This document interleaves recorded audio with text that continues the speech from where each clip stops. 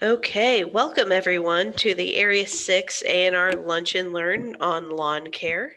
Scott Gabbard from Shelby County is going to be our speaker today. So if you have any questions, please type them in the chat box. We'll answer them as the presentation is going or at the end when we have more questions. So again, please type them in the chat box. That's at the very bottom of your screen. It looks like a little thought bubble. Just click on that and type away. So again, Scott Gabbard is going to talk to us about lawn care. Scott, take it away. Thank you, Michelle, very much, and thank you for being the co-pilot today. It's always nice to have someone dealing with all the administrative stuff in the background and helping keep my head screwed on straight while I do the presentation. So I really appreciate that. And herself and Sarah Hansen are kind of the two cat herders for us for the Area 6 program as far as getting us all on deck, putting this together. So that's greatly appreciated. So thank you all. So today I'm going to talk about lawn care basics. And this time of year, it's March, going into April, we kind of get that itch, right? And so some of the stuff I'll be focusing on today are things that we should be doing right now versus maybe what we would like to do. And so there's somewhat of a differentiation from there, and I'll explain more as we move forward. So really, the first question to ask simply to all of you, and actually kind of introspection part on yourself, is really, what do you want in this lawn? Are you wanting something that that makes better homes and better home and garden, look like chump change? Are you wanting to compete against some of the best lawns in the state? Whatever, pick your benchmark. Or are you wanting something that's functional? Or do you simply don't care? Chances are the low quality folks are not on right now. So I'm assuming for the most part we're talking about an average lawn or a best lawn today. And even occasionally, one of my previous neighbor, we're at our former place of residence about, I don't know, it's probably been about 10 years ago now.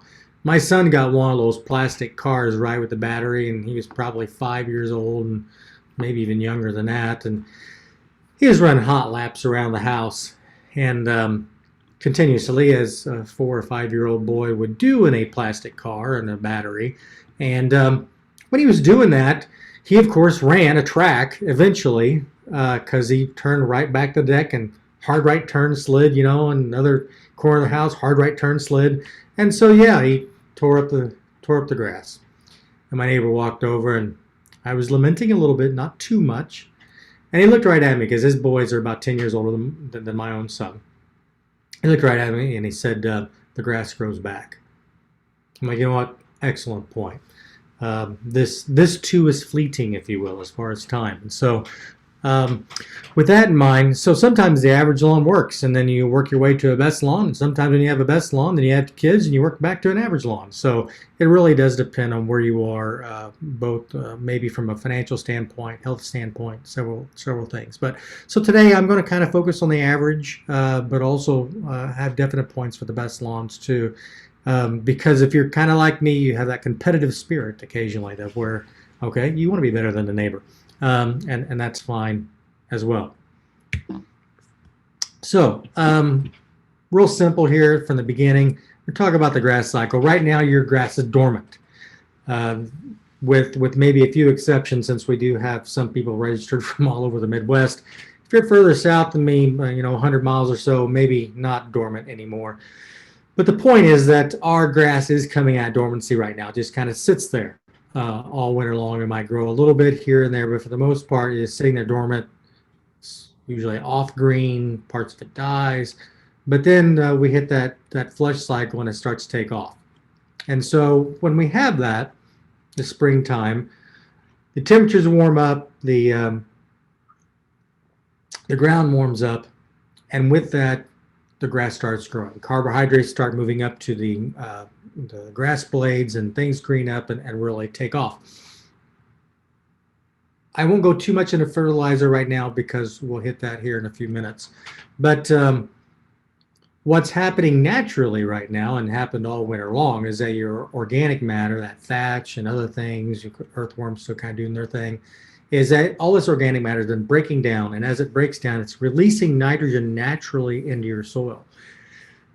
And so besides the grass itself pushing the carbohydrates up from the roots because it's stored up there all winter long, what's also happening is that the nitrogen that from the organic matter rotting all winter long that's naturally in your yard is also being re-released for the grass to take that up naturally for the grass to green and to take off as well. Summertime, things slow down, and that's especially the further south you go. For me here in central Indiana, the grass does go dormant, especially your bluegrass, where temperatures get too high and it just kind of sits there, kind of like it does in the wintertime.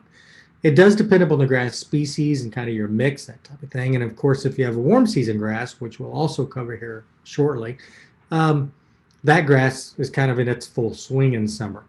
Now it goes as brown as a paper bag in the fall, which is another issue altogether. But most of the grasses here in the Midwest, especially I would say from probably the southern third, or even maybe all the way down to Evansville of Indiana, from there on north, we're typically doing bluegrass and other cool season grasses that, if the temperatures are warm enough, they will go dormant. And then lastly is fall. And what happens in fall is that the grass has been growing all summer long, but it's either gone to reproduction. If you let it sit there and don't mow it, of course, you got the seed head, but it's for top growth. But in the fall, the focus is more on the roots itself. And so fairly important. Now, there's other things with regard to roots that we'll discuss here in a few minutes too. But that's kind of a nice primer as far as the overall grass life cycle and what we're dealing with. Visually, this is what it kind of looks like. And so same yard, pretty close, the same perspective for the entire year. And yet, obviously, the color changes. But also what's happening there is changing as well. So springtime, you get that real lush spring growth. Summertime, it kind of went dormant. Fall, it comes out of the dormancy, and yet the focus is no longer on the green leaf blades, if you will. And then at wintertime, it's just kind of sitting there. So this would be a traditional, especially Midwest version of a yard in, at least in central Indiana's concern, using cool season grasses and kind of what our expectations are, especially in the case of a hot summer. If we have a cool summer, it might never turn like this. And so we occasionally have those to where it stays cool, never gets above 80, in the summertime. Frequent rains, that type of thing. It's not too common. Of course, you go further north, it does become more common. So if you're talking Elkhart area or maybe central Michigan, might be, of course, a different story. But for down here in central Indiana, the summertime look is kind of what we're used to. Now, so I keep talking about cool season and warm season grasses. Really, what does that mean? And it's a direct reflection of when they grow the best, is one way to look at it. So the cool season grass, you've got your Kentucky bluegrass, you've got your perennial ryegrass, your tall fescue, and your fine fescues. And then, of course, on the warm season side of the ledger, you have the Zoysia grass, the Bermuda grass, Pia grass, St. Augustine grass. For a practical application, especially here in central Indiana, Zoysia grass and Bermuda grass are typically the ones that people might attempt in their yard. And then if you go further south, of course, you get more in the Bahia grass and St. Augustine grass. Not really recommended here for the most part, just because what happens is that they have a fairly short life cycle, if you will, here in central Indiana. And what happens is, first of all, we are in tune with bluegrass. So really, Hoosiers are in tune with those areas where we're seeing this nice, lush, deep, dark green with a blue tint to it. And that's what we kind of have our fixation on. And so anything that's not that is kind of off kilter, if you will. And so with that in mind, everything else tries to emulate or imitate Kentucky bluegrass, especially here in central Indiana. And it's to varying levels of success. They actually pull that off. And so with the tall fescue especially, you got that clump, you got the wide blade. It's not the narrow, nice blade. So we try to use the fine fescues. And the fine fescues are good for shade, but they've got that wispy look to them. And then we have the turf type fescues, which again even further tries to imitate that of the bluegrass look. A little bit more hardier in some cases, but especially when it comes to maybe dry and heat. And then, of course, the perennial ryegrass, which again, they try to breed that for the more narrow leaf like the Kentucky bluegrass. So really, Kentucky bluegrass here in central Indiana, especially northern Indiana, is kind of the way to go. With the zoysia grass, you can always tell the zoysia grass lawns, especially this time of year and again in the fall, because once the temperatures get down to 40, 45 degrees, that they turn literally as brown as a paper sack. And the other thing too that they have is that there's simply some of these warm season grasses are simply not as shade tolerant as the cool season species, and so 3 houses ago, I had a zoysia grass lawn, and in June and July, it absolutely rocked. And what I mean by that is that the nice open expanse, it would get so thick, and you'd walk across there in your bare feet, in your bare feet, and it felt like you were on the thickest, most lush carpet you ever walked across. Absolutely gorgeous. The problem is well, couplefold. Besides the brown paper sack issue, what would also happen is in the it would actually bog the tractor down. It was so thick, which wasn't really that big of a problem, but it wasn't the true bluegrass green that we're kind of accustomed to. So people would say, "Ooh, nice lawn," but "Ooh, what's wrong with the color?" So that type of thing. The other thing that went on with it is that because of its lack of shade tolerance, is that I went from the issue of the lawn itself, the beautiful open expanse area. But once I got up into my tree zone, there was this transition area to where it looked always like my yard had this 5-day-old scruffy growth that needed to be shaved. And because what was happened was that you had this off color of the zoysia grass, which is still a nice green, but it was the blue green. And up through it was growing the blue green of the bluegrass and some of the other more shade tolerant species. And then by the time you got directly underneath the grasses, or excuse me, underneath the trees, and it was fully the cool season grasses. And it just, yeah, it kind of looked bad no matter what you did. So I either had the choice of I could totally kill all the zoysia grass, and that'd be fun to do, and then restart from scratch, or I could deal with the cool season grasses, which I would never be totally dealt with it because I would never make my garden beds around the trees that big, or I could sell the house. And I took letter number C. So that's someone else's problem now. Zoysia grass in central Indiana, just not all that big of a recommendation unless you have truly a no shade tree, wide open area that you're going to be using in the summertime, and it's also very effective for using something like a baseball diamond, maybe the home scratch football field yard, that type of thing. But for most people, it simply is not all that recommended.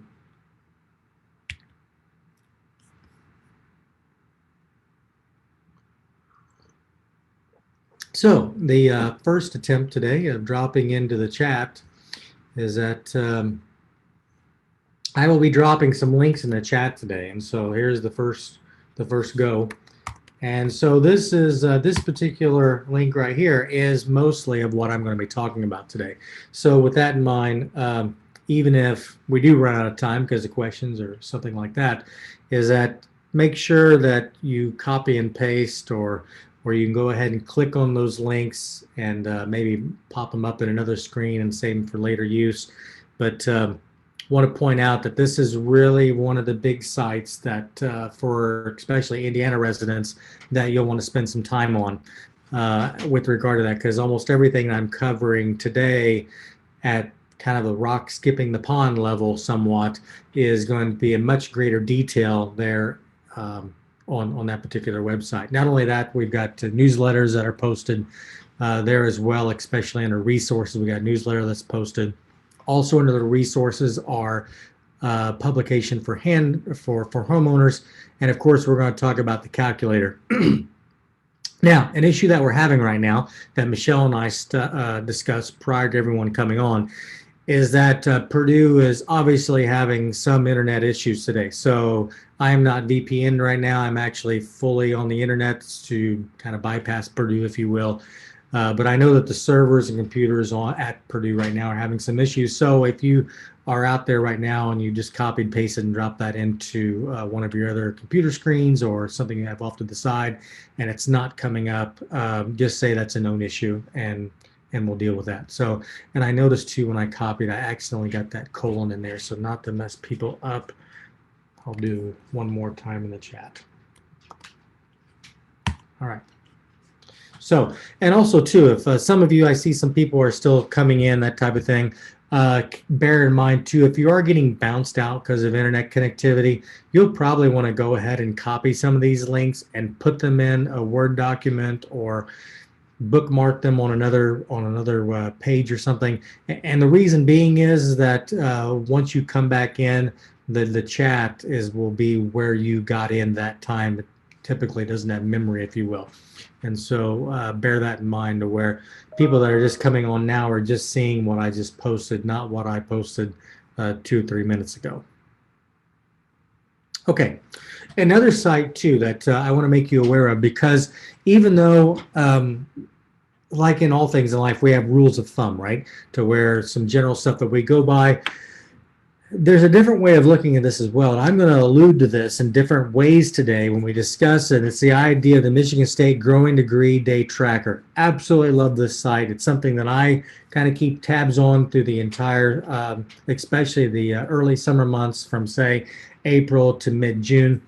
Maybe into July, depends on Japanese beetles, but Japanese beetles, I don't care nearly about as much as I used to. Plus, you just learn to kind of live with them and manage them, if you will. And so most of us are probably beyond some of that, but it does track them as well. But the neat thing about this particular site, and I need to drop this in here too, is that one thing that it does is that it actually is tracking the growing degree days and then translates that to certain levels of management that you would do directly in your lawn. And so what I mean by that,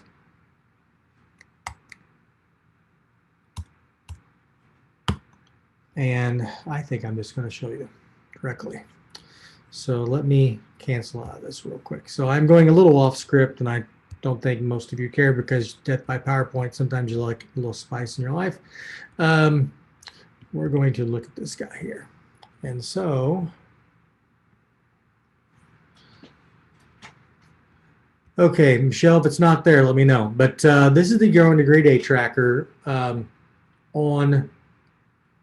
the Michigan State University. So I just dropped the link, that gddtracker.msu.edu, in the notes. And what it does, there's very little going on right now.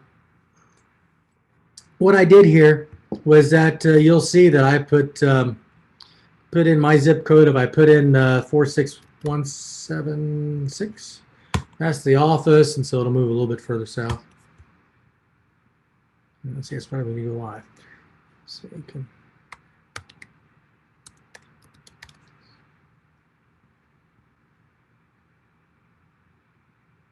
Okay, so that moved a little bit. I can, but anyhow, what this does is that you can see here the growing degree days. Okay, that's fine. But what we're looking at is,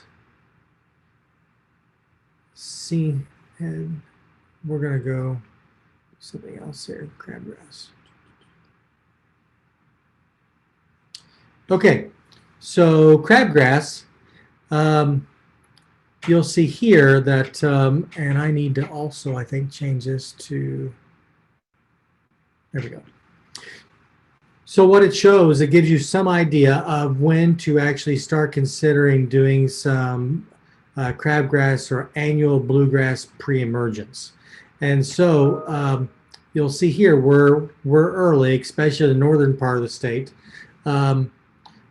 And we're starting to come into this time to where people are starting to do their crabgrass and the annual bluegrass. You'll see you're catching your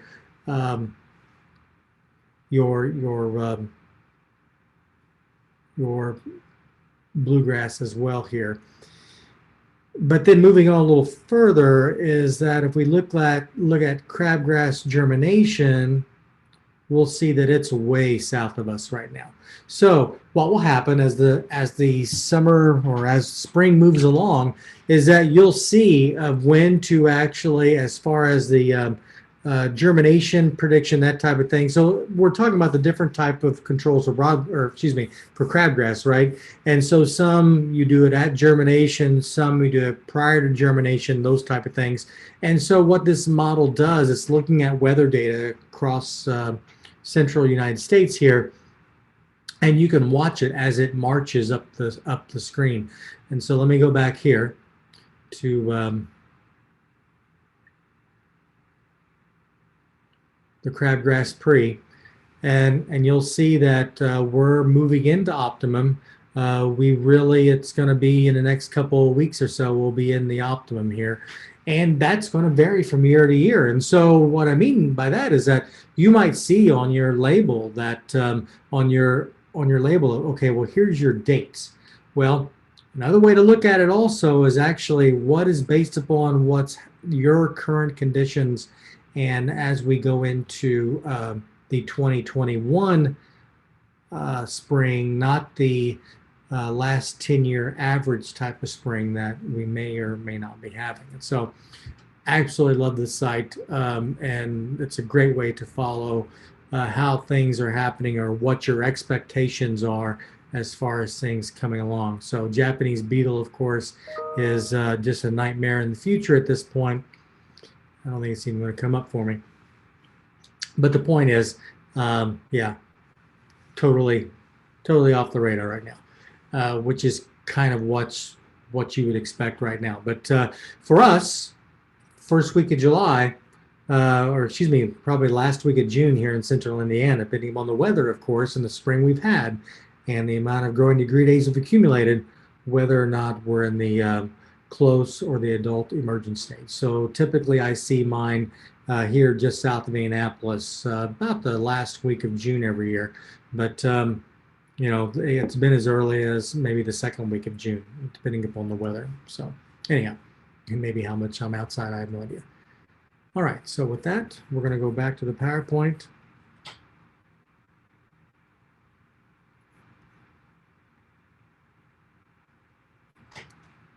And go from there. So excellent site. Both of these are actually really good sites. I can't promote them enough, especially on this one here too. First of all, it's easy to remember. People call me and ask me on the phone, well, it's turf.purdue.edu. It's your new best friend. But then also you get all those publications and high resolution publications that we have as well, especially when you're talking about disease and weed control. Okay. So the next issue when we talk about grass is whether they're bunch type or whether or not they're a spreading grass. And so you can, depending upon your yard and level of maintenance right now, you might be able to see that right now in your own yard. And what I mean by that is that you have these nice areas out there in the yard where it's the grass and it's nice and level, and that's pretty much going to be your Kentucky bluegrass. And unless it's the brown paper sack, then it's going to be something else.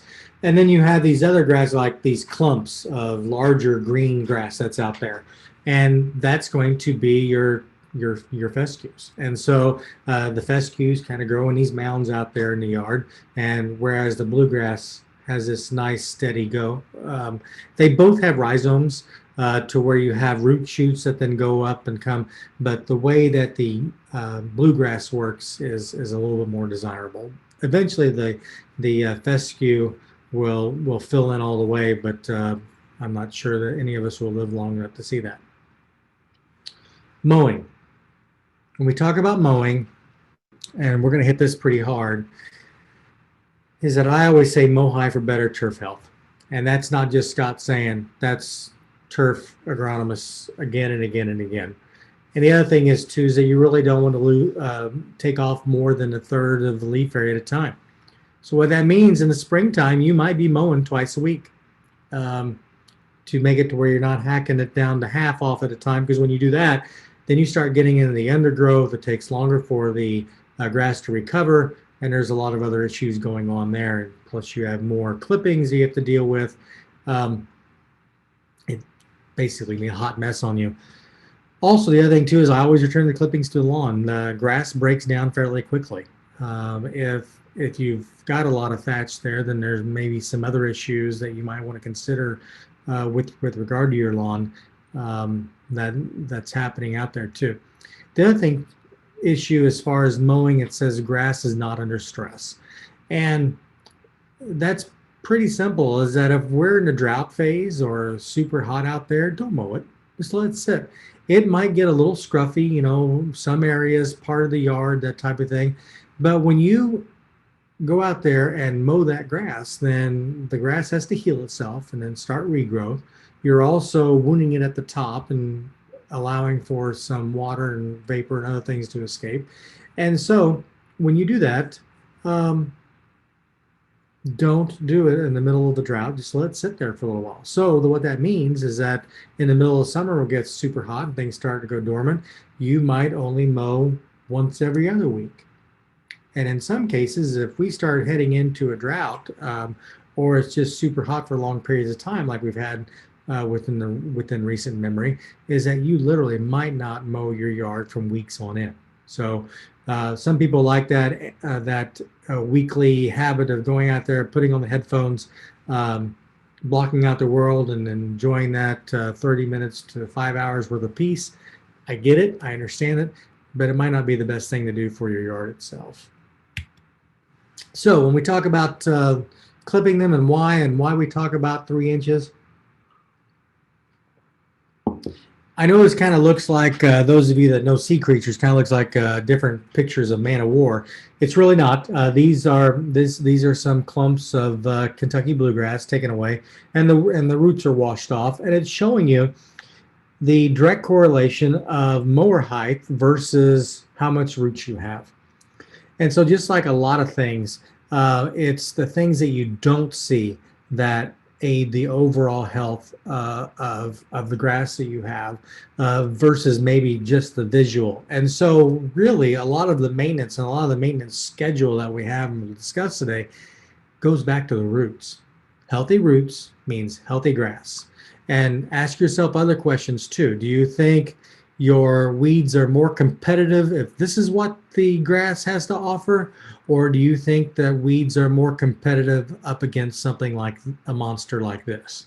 So yes, this is the monster you want to grow, not the monster that you want to invite when you're dealing with the grasses coming up. Okay, overall machine maintenance too. This is a way to measure it. Put it on a flat surface, measure it to the height. I typically mow even higher than this. I'll be honest. I'm the 3.5 to 4 inch mower guy, and it's one of those things to where yes, it is a little taller, but once you block everything out and you get used to it, if you will, to me it's an even better, more healthy look. Because what happens is it all bunches up. It gets thicker. And it makes your lawn, you have a more lush look, which is typically what I go for.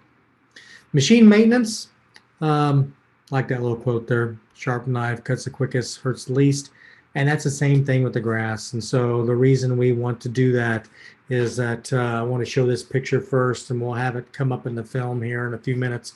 But keep these blades sharp, and the reason being is that this is what happens with a leaf blade when it's a nice clean cut. Here maybe not as much because it was injured instead of cut off. So here's where you're cut off. This is after you hit the culvert and dulled your blade and it beat it instead of cut it. And this is what happens where really your blades are simply dull, and so you're just smacking off the end of the leaf blade instead of effectively cutting that lawn, which will give you that, because you see all of this material here and maybe even this here, is that it will give you this wispy, whitish kind of tinge or outline on your lawn, and that's what's happening. So as you're sitting there on the mower, when you start to see this white type of look at the very top sheen of your yard, and that's your grass screaming at you to please sharpen the blades. So with that, let's go to the video real quick.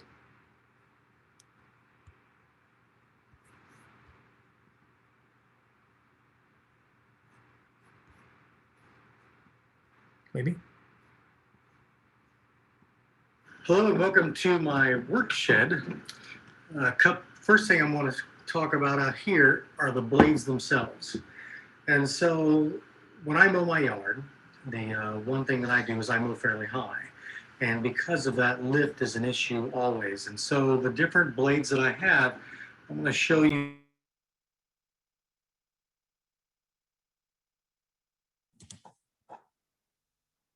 Scott, did we lose sound or is it just me? We lost the sound. A little lift right there.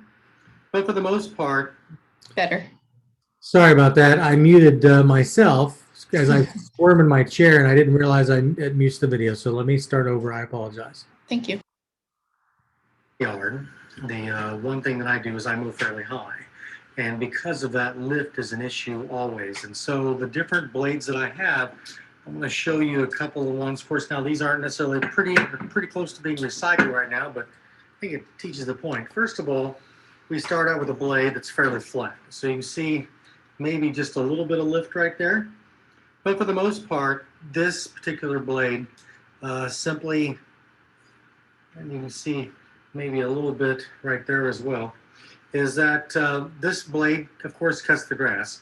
But the other thing that it does too is that it really doesn't provide as much lift. Whereas a different style that they have, and some people call these Gator Blades because of the teeth on there, as you can see on the blade. And this one has more lift, okay? And I use these occasionally. The time that I use them the most is in the fall because these are really good at mulching leaves, but they don't provide maybe as much lift as something like this. And so you can see this one here is even more of a lift. And so the idea is I have my mower deck up fairly high. And so with that, I need to make sure that the grass is standing up and that it's nice and straight, and then the blades cut it off.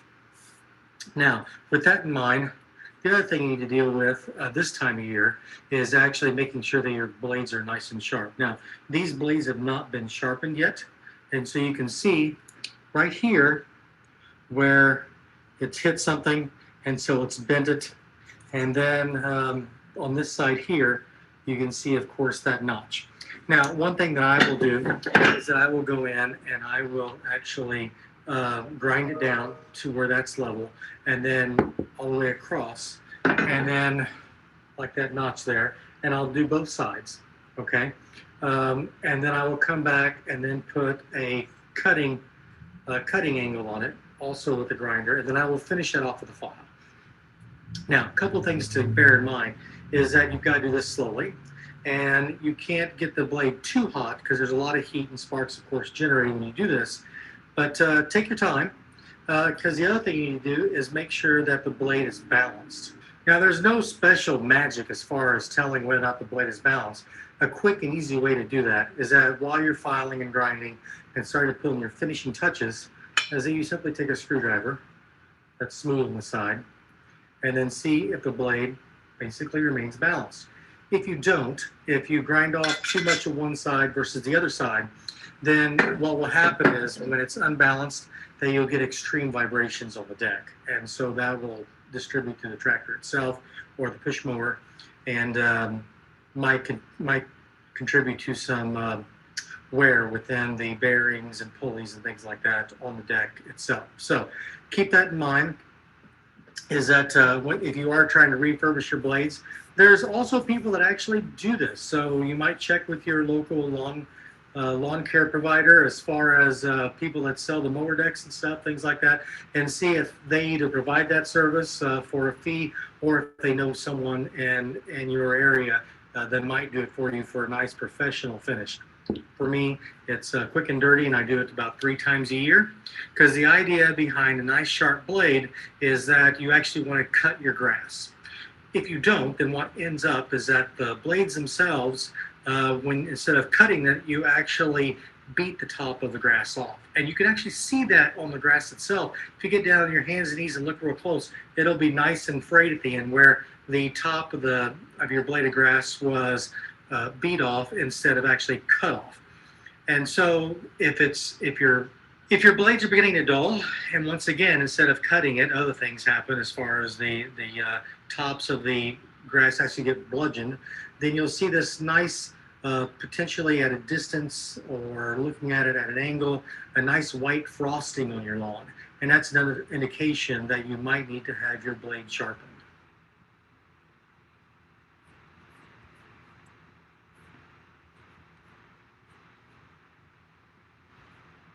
Okay, I'm going to call another audible, and I'm just going to show the next video too, so that way we're not jumping back and forth with PowerPoint too much and making you all sick.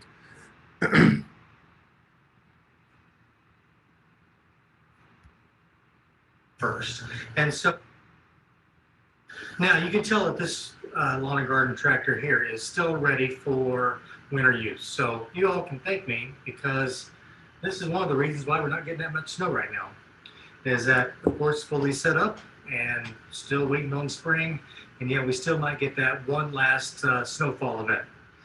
Another thing you can do when getting ready for spring versus running out there in the yard is also check the tire pressure. So what we'll do here, right now I've got 25.5 pounds in the front, which is very high for summertime use. So typically for me, on the front of the tractor, I'll run these at about 15 pounds in the front and about 5 to 8 pounds in the back, probably closer to 8 pounds, maybe even 10. But what I'll do is that I'll make sure that they're the same on both sides. And the reason I do that is if I ever need to level the deck, you want to make sure the tractor is level first.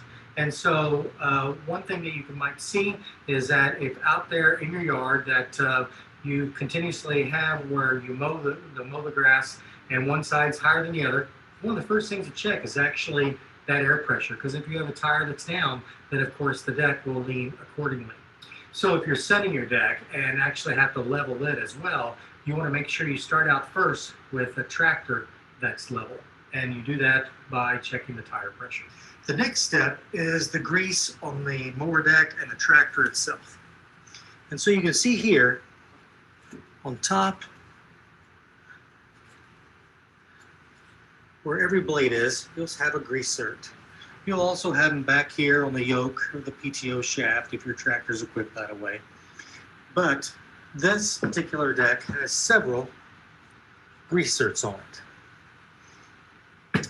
Clean them off, then I'll go ahead and add the grease to it. The ones that you might forget, and hopefully not neglect, is that also on the wheel here is that you have grease certs too. So I can't even see it here in the lighting, but there it is that you have a grease cert down there that actually helps put some protection of there between plastic and steel here on the actual shaft itself, which will allow these wheels to last a little bit longer. Otherwise, then you get dirt and debris in there, and you'll have that in between the shaft and the plastic wheel, and it'll wear out the wheel. And I've seen some extreme cases where it'll actually start wearing down the steel shaft in there too.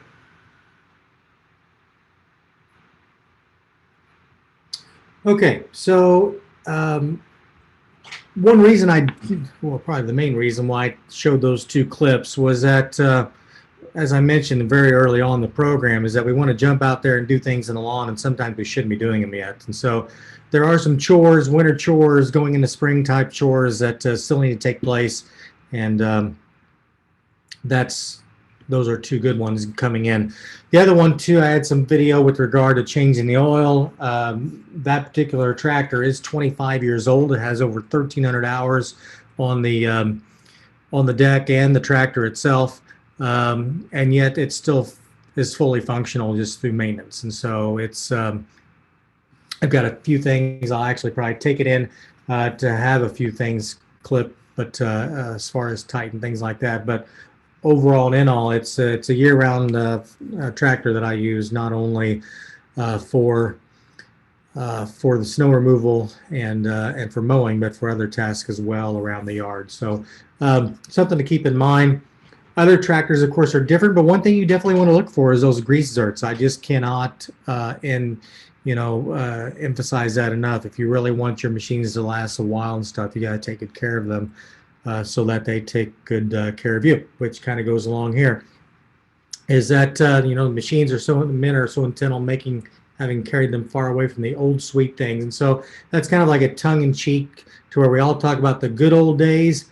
Well, the good old days was sometimes waxed uh, wax nicely, I guess, through the rose-covered glasses of yesteryear. But with that in mind, keeping those machines and up to type not only are good for longevity, but then keeping the blades maintained and everything are also good for your lawn as well. I'll touch on irrigation a little bit, not too much, just because of time and the class itself. We're just doing some high points today. Is that your timing? And really, you're talking about an early morning type operation. And in central Indiana, that's not very often that we even need to do that. So remember that you get that 1 inch per week, but you can stretch that out, especially on a well-established lawn. And we have another guide too, as far as establishing new lawns. That's on that turf website too.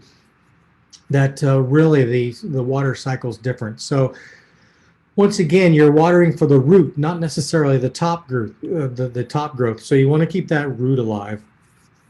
And so when the grass is being established, you don't need to flood it with a 1 inch rain per week, because then your little seedlings are going through this massive drought phase because their roots are so short.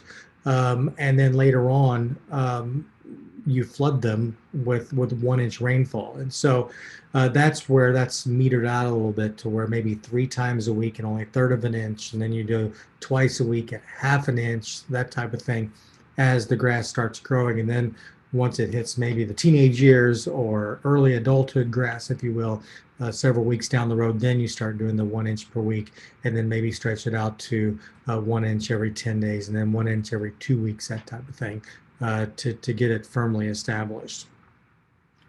So as far as growth again and fertilizer, I know that if you're like me and watching over the air, of course, if you're YouTubing, you're probably getting bombarded too, if you're one of those cable cutters type things. But the TV market is absolutely flooded right now with treating your lawn. And yes, we are going into some of the crabgrass perimeter phase, not quite there yet, but we're getting close, and then pre-emergence of your annual bluegrass. But really, the fertilizer that we really need to focus on is the one in the fall. In the springtime, like I already said, you're already getting some natural fertilizer from the organic matter breaking down in your yard in the first place. Last year's top growth that you cut, that decomposed, all those things that are happening. And so what can happen is that you're mowing twice a week, and as soon as you shut the mower off, you swear in your ear you can hear the grass growing out there, because it just absolutely goes gangbusters on you, because the focus is top growth in the springtime. And just by adding additional nitrogen to that, you're kind of adding fuel to the fire.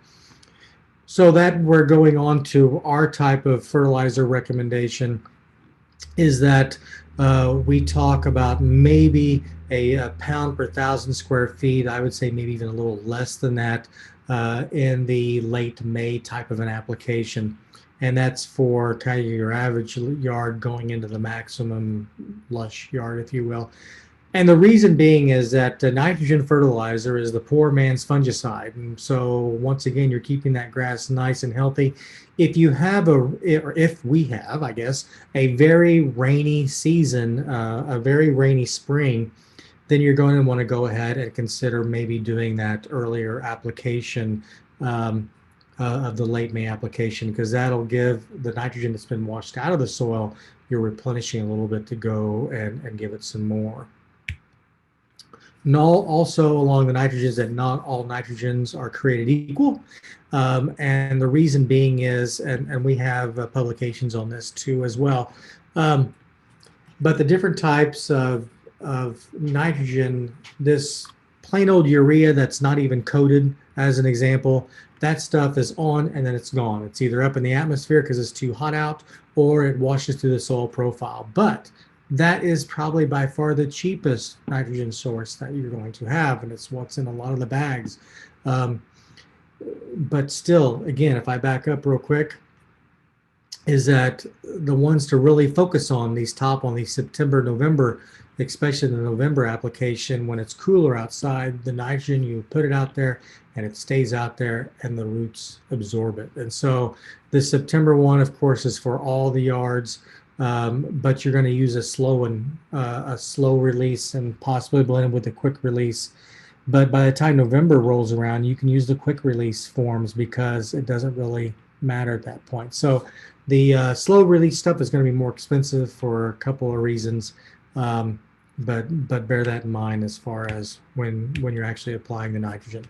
When we look at a label, you'll see this on it's state law in Indiana. Different states watch it or monitor this accordingly. State of Indiana is done by the Indiana State Chemist, and they're going through and they're looking at the analysis and actually pulling bags off of the shelves of the big box stores and the local mom and pop co-ops too, as well.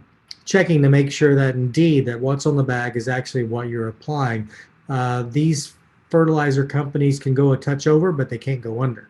The tolerance from the state chemist to sell you a 28 3 4 is much less than if they accidentally sold you a 33 4. Okay, as far as going in there and talking about the fertilizer label and the overall analysis, if you will. One of the few reasons that people might want to apply nitrogen earlier in the spring is because of this. And so these are fairy rings. Got some other issues out there happening too as well, but this is be a low nitrogen yard. And so a lot of the chemicals that we used to have at our disposal to deal with this are caustic enough that really you don't want to apply them to your yard anyhow, and B, you simply don't have access to them in the first place. But this is leftover fairy ring. So what you have is you've got a fungus out there in your yard, and it's breaking down that organic matter faster, releasing more nitrogen faster out in the yard.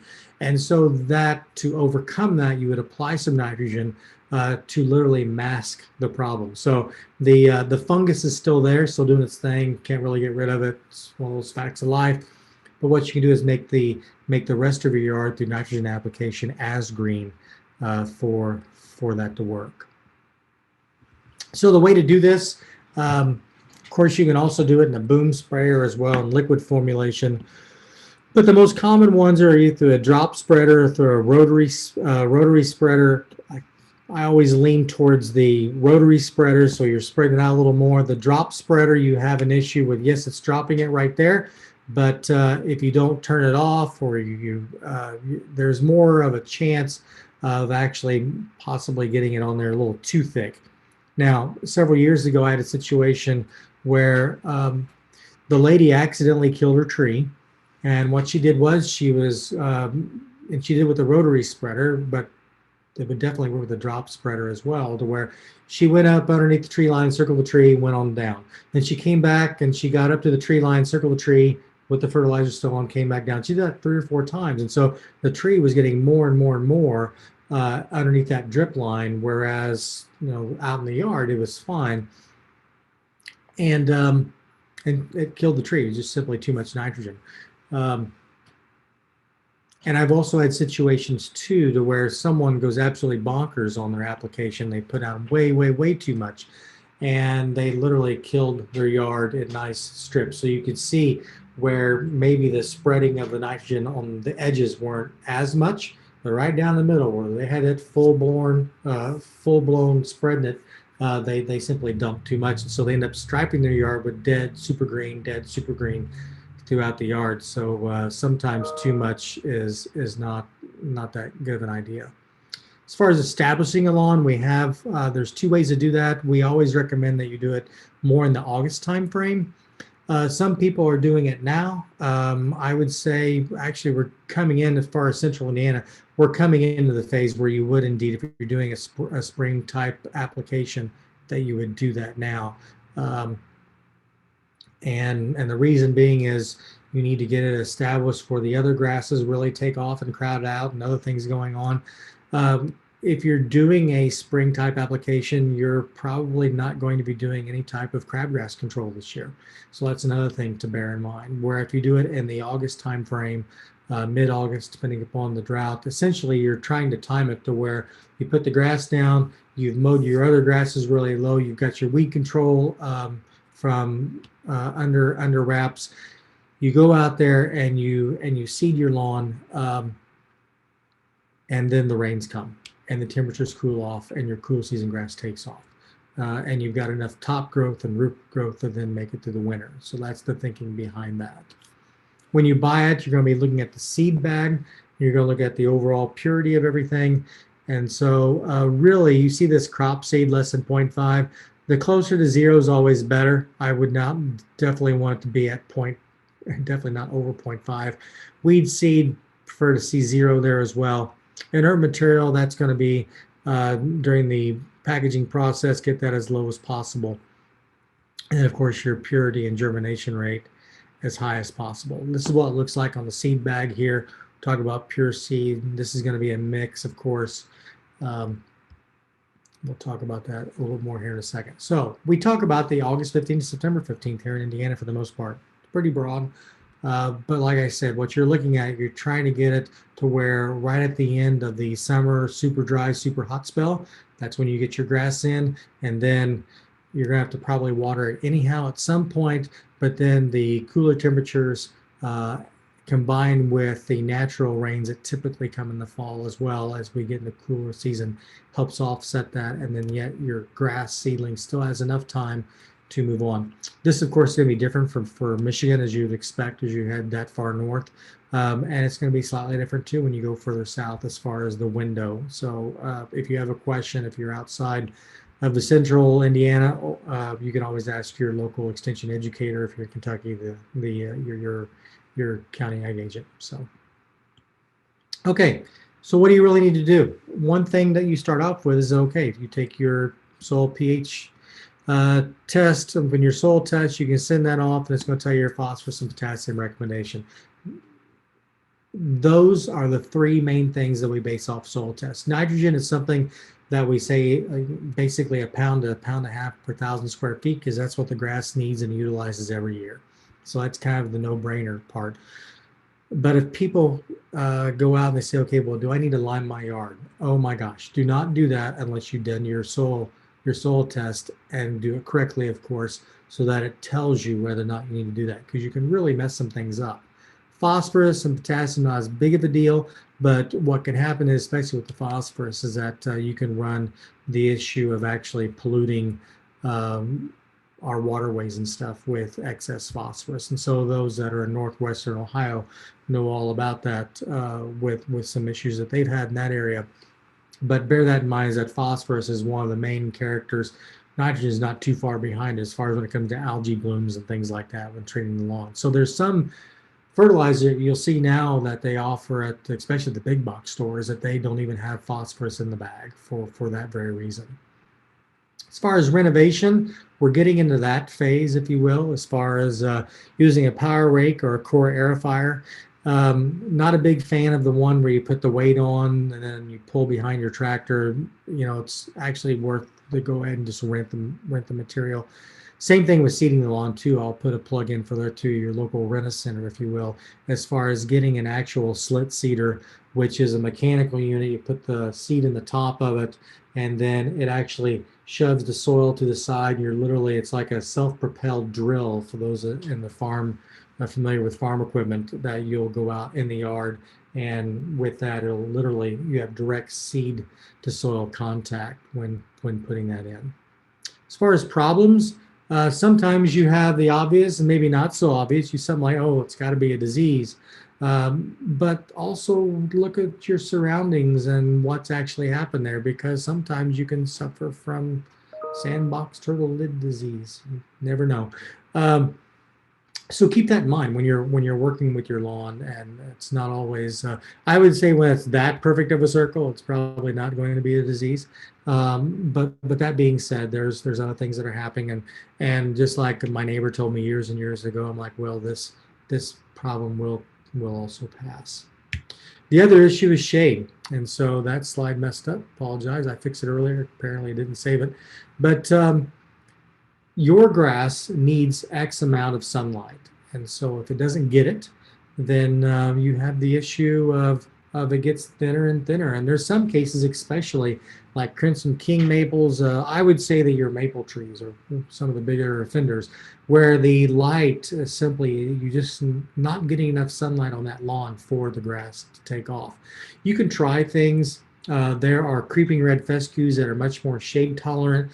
But if you cannot get creeping red fescue to establish and grow in that area, assuming it's not already there, then you're left with either A, thinning out that tree to where you have an arborist go in, or yourself, and you're actually doing some back cutting and thinning out the canopy of that tree to allowing sunlight to come in, or you're going to be putting in ostas and other shade tolerant plants, or putting in a bed of plants that look like grass, if you will, to imitate it, but it's not really grass that is in that location. And so a way to check this where you might have too much shade is that, man, you start out in March and April, or April, maybe middle of May, and you're mowing and the grass is doing great.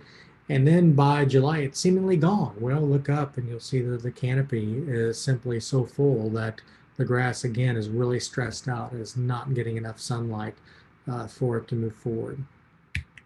So not to say there's not disease out there, because there certainly is, and sometimes you might actually hire a third party to come in and help you with this. But as I mentioned earlier, healthy grass is healthy in mitigating some of the diseases. And of course, I would say too, if you also stick with your turf type fescue, and specifically your bluegrass, which are immune, well, correction, not immune, but much less likely to have some of these turf type diseases, that you're better off starting that. The ryegrasses simply are more susceptible to some of these. Now, they've tried to breed that out, and you might get some super duper resistant ryegrass variety, and that's all fine, well, and good. But some of the natural protection is going to be in your Kentucky bluegrass to kind of start off with in the first place.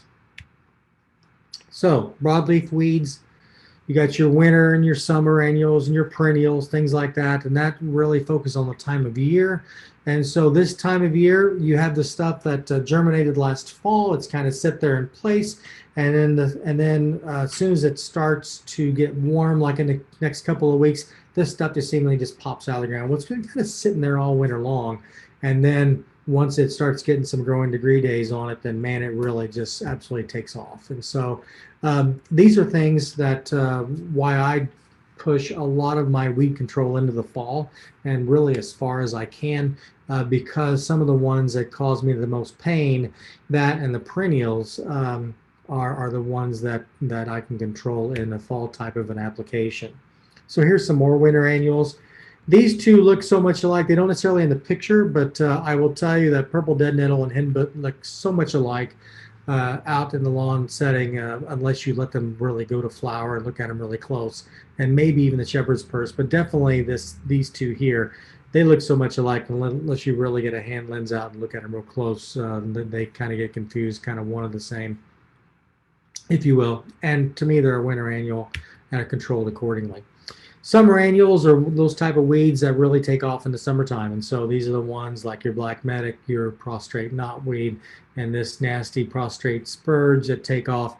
And they just like your warm season grasses, these are when you see those problems and have to control them. The other ones too that cause a lot of you issues are your perennial weeds. And perennial weeds are just like that. They're there all year long. You might see them at various times. And once again, just like the grass is pulling nutrients into the roots in the fall, when you apply your nitrogen, that's when I zap these guys. So I'm trying to push my weed control as far into the fall as I can get by with it. And it'll also nail the perennials too. They're just sitting there typically in a rosette of some sort or another. And then you can come back and really maybe do some spring cleanup. But the multitude of these are going to be controlled in the fall. So with that, we covered a lot of stuff in 1 hour. I get that. I will look at some of the questions here real quick. I can read it to you. Yeah, would you please? Thank you. Yeah. Do you have any thoughts or advice to share on organic lawn care services? If you can find one, that for me, it would be access. And then we have a guide sheet as far as selecting your lawn care provider, and it's basically a list of questions. And so earlier, like I said earlier, it would not come up. So let's see if I can bring it up now real quick.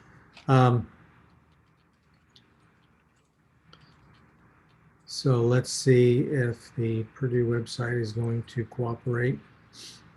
So folks, it's not something that, some of you probably had to deal with this in the first place yourselves recently. But if I'm to go here and if I go to resources, and I'll make this bigger versus so I can get some of these tabs if necessary. But if I go through here and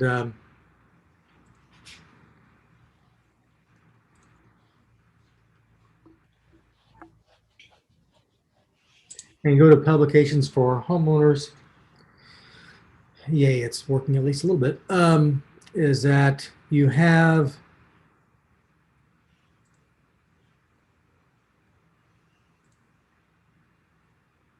see here.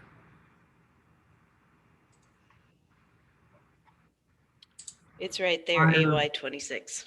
Right here. So if I bring this one up, and I'll drop that in the chat real quick.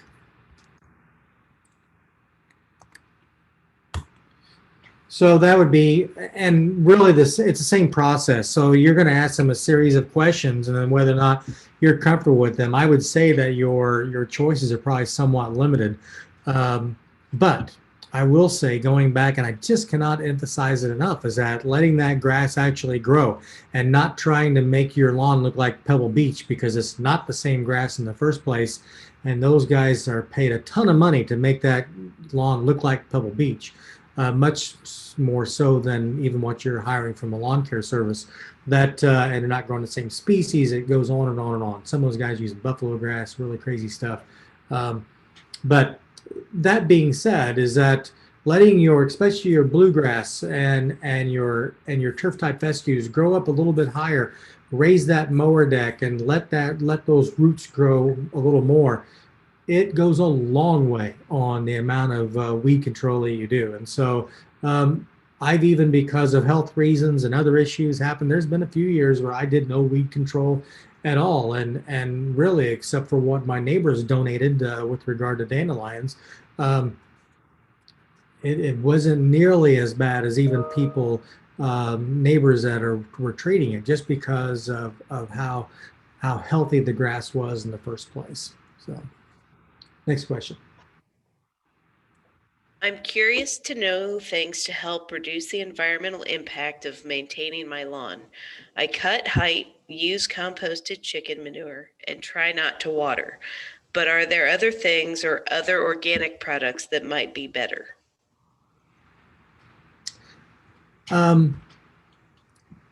Yes and no. And so if you can get your organic nitrogen source, might be a little bit of an issue, but really you're kind of hitting the high points. And so the other thing that you can do, other than that, would be your mowing height and keeping and swapping out those blades and stuff. So emphasizing more on the health of the actual grass itself is what you'd be more focusing on than maybe some of the treatments that you're doing ahead of time. And then beyond that, you're going to be going and using approved fertilizer sources to apply it. Really, when it comes down to the fertilizer, the main one you're really focusing on is nitrogen. With something like with your chicken litter and that type of stuff, the phosphorus is going to be there, and I would actually be a little cautious. And most homeowners would not run into this issue, but if you do something like a manure type application over and over again, your phosphorus and potash might slowly creep up on you. And really the one you worry about, if worry is the correct word, is the phosphorus for the offsite environmental impact that you can have. Most lawns, for the most part, do not need that much fertilizer. You're just basically trying to add the nitrogen source on, however that works out for you, to precipitate the top growth and overall the root growth as well. Okay, your slide that had the white clover on there reminded a person that they have been reading about adding white clover to the lawn because it's a nitrogen fixer, can help reduce the need for nitrogen fertilizer. Not sure how effective that really is, though. It is effective, and it's also a pollinator source, and it goes back to what you want your lawn to look like. So some people, and it also might depend upon what part of the yard you're talking about. So you simply run out of time on these type of 1 hour programs, but you have different areas of the yard too, and so maybe just the front entrance that your spouse has to look at all the time and the neighbors drive by, that's the area that you focus on that's pristine and you don't have the clover and stuff. But then other parts of the yard, well, you let the clover grow and then it's providing your fertilizer source as well. So yes, that does work. Clover, because clover's a legume, and as it goes through its life cycle too as well, it's part of its byproduct is the fixation of nitrogen, offering it as a source. Some people don't like that look, and so it's one man's weed is another man's flower. That type of a situation that you can run into a lawn. But if you like the clover, and especially if you're a bee person, then definitely that might be a way to go. All right. Next question. We utilize a lawn service and they apply nitrogen almost every month. Is this okay? They already applied a pre-emergent with a slow release fertilizer. I was wanting them to apply a pre-emergent in early April again, but their pre-emergent is mixed with fertilizer. Okay. So that I will do the extension cop out and say that depends. And what I mean by that is that you can tell them exactly what you want your prescription to be. And if you can't, then that's when you talk to another lawn care service. And so, and then they will decide whether or not it's beneficial or they're making a profit off of you doing some of this. Because you got to realize everybody's got to put food on the table, and I get that. Whether or not it's unnecessary or something is all going to be in the eye of the beholder. And so you can guide them as far as exactly when you want what applied and that type of stuff. And so that's kind of the angle that I would take. If it's almost like so many other things to where if you just go to the person and say, oh my gosh, just take care of me, then they're going to take care of you and realize that they're they have their managers that are going out and driving by and inspecting lawns, things like that, and they expect to see a certain thing. And also realize too that nitrogen or that fertilizer that they're using with that, with both weed control and with your inhibition of your crabgrass is a carrier. And so you have the weed and feed type herbicides that you can get at any big box store or lawn and garden center. But if you do the math on it of actually how much is in the bag versus the actual rate of what they're applying at, so the bag might have enough of the fertilizer in there enough of the crabgrass control or the weed control to cover 5,000 square feet. But if you look at the weight of the bag and do the math as far as how much fertilizer is in there, then you've only got enough fertilizer in there to maybe do 1,000 square feet. And so they actually apply it for the crabgrass or for the weed control. And the fertilizer is just a cheaper and easier way for them to get it on there. So it really, and yeah, without going into too much detail, that's kind of what's happening there, to where that is a way for them to adhere that chemical to a product to then get it out on the lawn. And so keep that in mind, where usually you're only talking about if you're doing 5,000 square feet for that bag, you might only be applying a quarter of a pound, maybe half a pound of actual nitrogen to that 1,000 square feet increment, because you're covering the 5,000 square feet with the bag. So one real quick thing, if we have another question I want to point out to people, is this fertilizer calculator, because I'm going into some of the calculations. I've already pre-done this, so it's kind of like sticking, the bun, or the bread dough in the oven, then pulling it right back out. So I've entered in some data here. So these are the bags, 18, 24, 4, and then how much the weight of the container, the bag, and then how much it costs when you bought it from the store, think about buying from the store. If you do a calculation on this, then it goes through and it will actually tell you really quickly without even having to do the math as far as which one is your best overall value, assuming, of course, you're just looking at as a nitrogen source, maybe not slow release versus fast release and those type of things. Another thing that it has on here is actually you think about the size of your yard and how much you need to apply of a product, and then lastly, how much are you actually applying if you've got X amount in the bag. These are all things that we do the Master Gardener course. We teach the people how to do this math. But this is a cheater box, if you will, on the Purdue website. That's very nice for people to go through and do some of this. This is what I do, if you're wondering, because I'm frugal. Some people call that cheap, and so I'll actually compare the fertilizers in the store. You would be amazed sometimes how much money you can save by doing the math versus just taking the bag and taking it for what it is. So, is there any more questions, Michelle? No question, but one comment.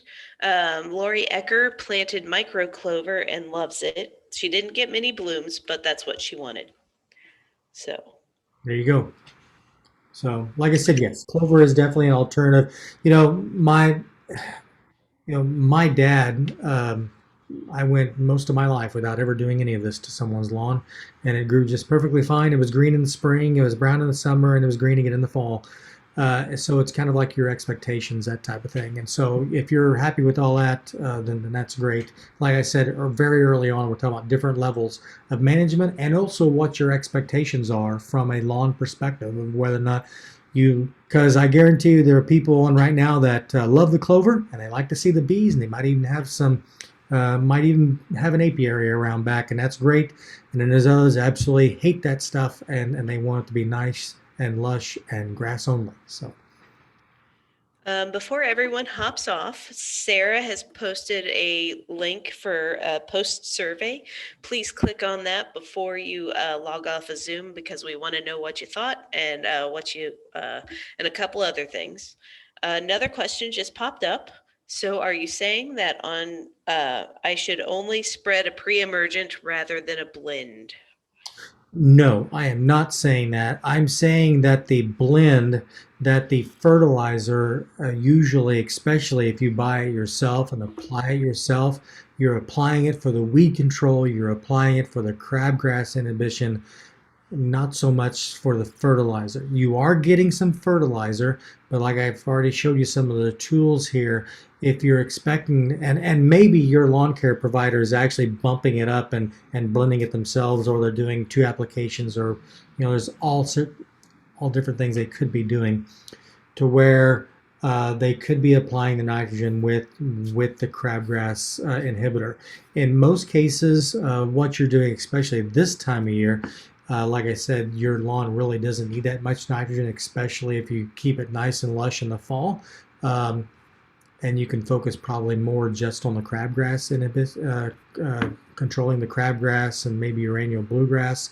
I'm just telling you that for the most part, especially when you're talking about granular type of applications of these chemical products, either being an inhibitor or weed control, that typically the fertilizer is a carrier, and that's its first role, and its act as a fertilizer is secondary. All right, that makes sense. One other question: what do you suggest for moles? Well, so once again, if you do a Google search, and if you type in Purdue and mold management, and then after that put in ADM, and so I'll just show you a quick demonstration. So mold management, and then ADM for animal damage management, and then Purdue. See what happens. Okay, and so the very first thing that pops up is mold control. And like I said, that's not today's class, but I would say that what you're going to be doing mostly is that you're going to be using harpoon traps, but you're going to have to place them correctly. And then there's other type of scissor type traps that will work. And there's a couple of things that you can do. And then of course there's also the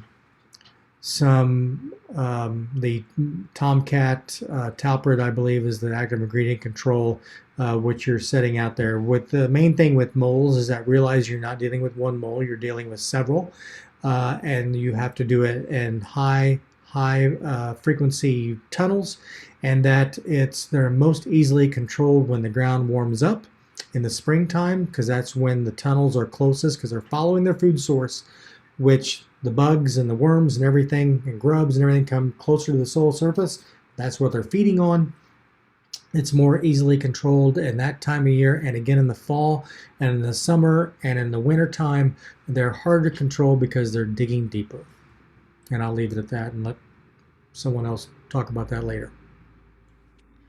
And that looks like that is the last of our questions. Thank you all for joining today. I really appreciate it. These are always fun, and hopefully, of course, we're going to be doing it most of the summer. So, Yes. And please don't forget to fill out that survey so we can see what you thought and potential future lunch and learns. thank you all. Yes, thank you very much for attending. All right, gonna Thank you, stop. Scott. You did a great job.